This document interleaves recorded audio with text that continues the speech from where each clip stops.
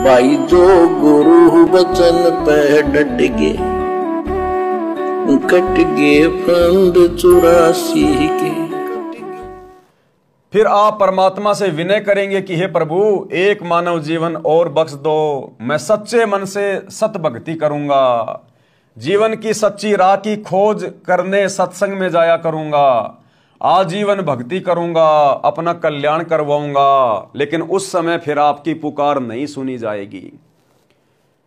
जैसे समाज के लोग एक चोर को समझाते हैं कि बेटा चोरी करना छोड़ दे, चोरी करना पाप है, अच्छी बात नहीं है, यदि किसी दिन पकड़ा जाएगा तो पुलिस वाले तुझे पीटेंगे, मारेंगे, तेरे ऊपर मुकदमा चलेगा, तुझे जेल काटनी पड़ेगी, तेरा जीवन नरक हो जाएगा, समाज में तेरी बेइज्जती हो जाएगी। और यदि वो चोर उस समय उन व्यक्तियों की बातों को नहीं मानता है, सीरियस नहीं लेता है और अपनी चोरी वाली आदत को नहीं छोड़ता है, तो किसी न किसी दिन तो पकड़ा जाएगा। और जिस दिन पकड़ा जाएगा उस दिन पुलिस उसकी पिटाई भी करेगी, उसको जेल में भी भेजेगी, उसको कष्ट भी देगी। और उस समय वो व्यक्ति कहे कि जी मुझे एक बार छोड़ दो, मैं दोबारा से कभी चोरी नहीं करूंगा, मैं अच्छा जीवन जीऊंगा। लेकिन भैया वो सजा काटने के बाद ही आपको प्रशासन छोड़ेगा। तो इसी प्रकार धर्मराज के दरबार में जाने के बाद आप जी कितनी प्रार्थना करना, कितनी विनती करना, कितने भगवान के पैर पकड़ना, एक बार ये 84 लाख योनियों का महाकष्ट भोगने के बाद ही आपको परमात्मा फिर से मनुष्य जन्म देगा। और ये बहुत लंबा चक्कर हो जाएगा। फिर 84 लाख प्रकार के जीवों के शरीर धारण करना, एक गधे का जीवन देख लो आप, 15-20 साल का होता है गधे का जीवन। गधा कितना कष्ट उठाता है, सर्दी में, गर्मी में, बरसात में। कुम्हार उसे घर पर घास भी नहीं डालता और पूरा दिन उससे कमर तोड़ काम लेता है, लठ मारता है, उसकी कमर की हड्डी बाकी हो जाती है। ईंटे ऊपर लेके जाएगा पजावे पे, ऊपर से नीचे लेके आएगा, मिट्टी ढोएगा, उसकी पीठ के ऊपर जख्म हो जाता है, कौवे उसकी पीठ के मांस को खाते हैं, बोरे की रगड़ से उसे असहनीय पीड़ा होती है, पैर टूट जाए तो कोई इलाज नहीं, भुगत भुगत के मरता है। तो भाई और बहनों, इस प्रकार से 84 लाख प्रकार के शरीर धारण करके फिर ये जीवात्मा असहनीय कष्ट भोगेगी, असहनीय कष्ट। फिर इसे मनुष्य जन्म देगा परमात्मा। और उस मनुष्य जन्म का भी एकमात्र यही प्रयोजन होगा कि भाई भक्ति कर, सच्चे गुरु की शरण प्राप्त कर, सच्चे गुरु की खोज कर। और उस समय क्या पता आपको सच्चा गुरु मिले ना मिले। जैसे आप अपने अन्य मनुष्य जन्म अनगणित और बिना सच्चे गुरु की शरण के व्यर्थ करके चले गए, क्या पता आपका आने वाला अगला जन्म भी बिना सतगुरु की भक्ति के ऐसे ही व्यर्थ हो जाए। क्योंकि यह जरूरी नहीं है कि जब जब हमें मनुष्य जन्म मिलेगा तो सतगुरु हमारे लिए धरती पर तैयार बैठा रहेगा।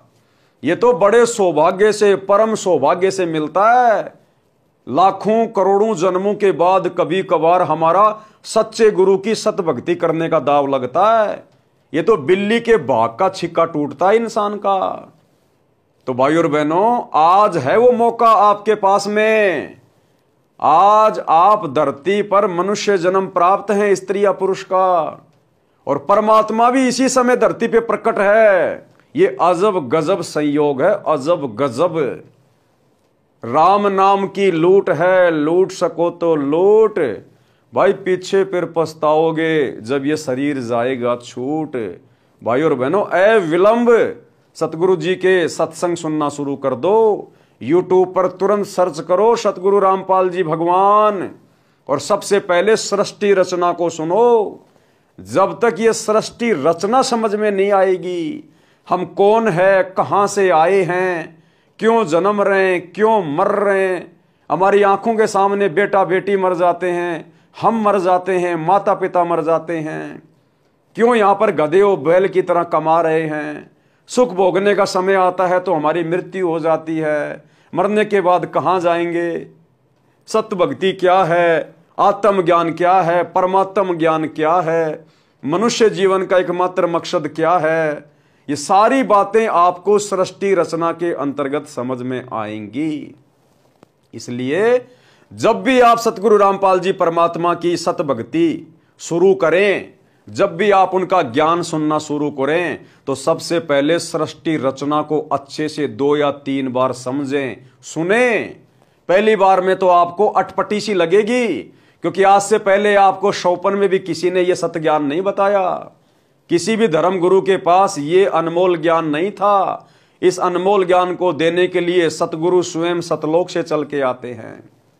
तो हो सकता है पहली बार में जब आप सृष्टि रचना सुनेंगे आपको अटपटा सा लगेगा, लेकिन भाई और बहनों, हमने इन बातों को ध्यान रखना है कि पहली बार जब बच्चा स्कूल में जाता है तो टीचर का ज्ञान उसको अटपटा ही लगता है, लेकिन धीरे धीरे जब वो सुनेगा, सुनता रहेगा, वो प्रमाण देखेगा, वो बातें उसके हृदय में समा जाती है और एक दिन वो बच्चा सफल होता है, डिग्री प्राप्त करता है और फिर नौकरी लगता है और एक अच्छा उसका भविष्य बन जाता है। तो सबसे पहले आप सृष्टि रचना से शुरू करें। मैं सच्चे मन से सत्य भक्ति करूंगा, जीवन की सच्ची राह की खोज करने सत्संग में जाया करूंगा, आजीवन भक्ति करूंगा, अपना कल्याण करवाऊंगा। धर्मराज के सामने रोता है फिर ये। उस परमात्मा के दरबार यानी कार्यालय में आपके पूर्व के जन्मों की फिल्म चलाई जाएगी, जिनमें आप प्रत्येक बार जब जब मानव जीवन प्राप्त हुआ था आपने यही कहा था कि एक मानव जीवन और दे दो, कभी बुराई नहीं करूंगा, आजीवन भक्ति भी करूंगा, घर का कार्य निर्वाह के लिए भी करूंगा। पूर्ण सतगुरु से, किससे? पूर्ण सतगुरु से दीक्षा लेकर यानी नाम लेकर कल्याण कराऊंगा। जो गलती अब के मानव जीवन में हुई है कभी नहीं दोहराऊंगा या दोहराऊंगी। फिर परमात्मा जी कहते हैं कि अपने आप को तो मूर्ख बनाकर जीवन नष्ट करके आ खड़ा हुआ, पापों की गाड़ी भरकर अब मुझे भी मूर्ख बनाना चाहता है। चल नरक में। फिर 84 लाख प्रकार के प्राणियों के शरीर में चक्कर लगा, गधा कुत्ता सूअर बन। और फिर जब कभी मानव जन्म स्त्री या पुरुष का शरीर मिले, सावधान होकर संतों का सत्संग सुनना। किसका? संतों का।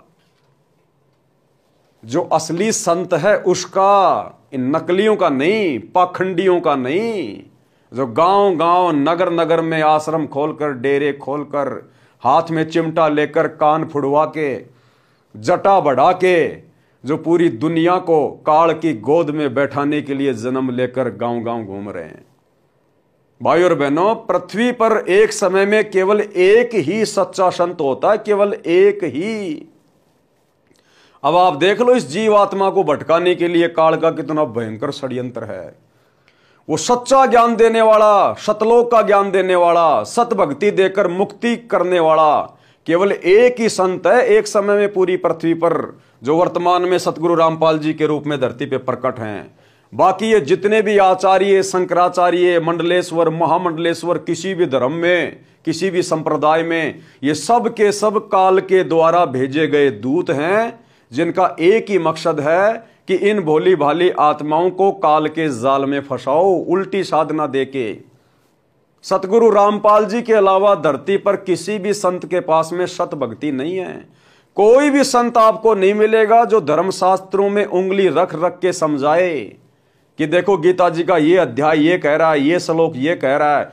विद प्रमाणित कोई भी संत आपको सतगुरु रामपाल जी के अलावा नहीं मिलेगा। जो गुरु बचन पे डट गए, कट गए फंद 84 के, कट गए फंद 84 के, कट गए फंद 84 के।